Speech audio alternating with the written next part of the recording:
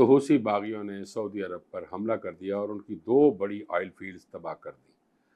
تب سعودی عربیہ نے امریکہ سے کہا کہ ہمارا 50% جو تیل وہاں سے نکلتا ہے وہ تو انہوں نے کر دی ہیں تباہ،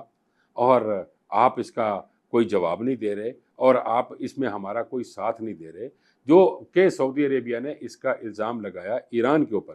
کہ ایران کی وجہ سے یہ ہمارے اوپر حملہ ہوا ہے، تو آپ بھی کچھ کریں۔ تو پھر اس وقت بھی امریکہ نے یہ کہا کہ ہم مذمت تو کرتے ہیں، یہ کوئی ڈائریکٹ حملہ ہمارے اوپر نہیں ہوا، بلکہ اس کی ہم مذمت کرتے ہیں، اس کو آپ خود دیکھ لیں، ان معاملات کو آپ خود دیکھیں۔ ناظرین، مسلسل منافقت دیکھنے کے بعد سعودی عرب بڑا پرابلم میں تھا کہ ہمیں اب کیا کرنا ہے، ہمیں کیا کرنا چاہیے۔ ساتھ ہی قطر پر حملہ ہوا اور اسرائیل کا ایران پر حملہ کرنا اور پھر ایران کا اسرائیل پر حمل کرنا، یہ سارا کچھ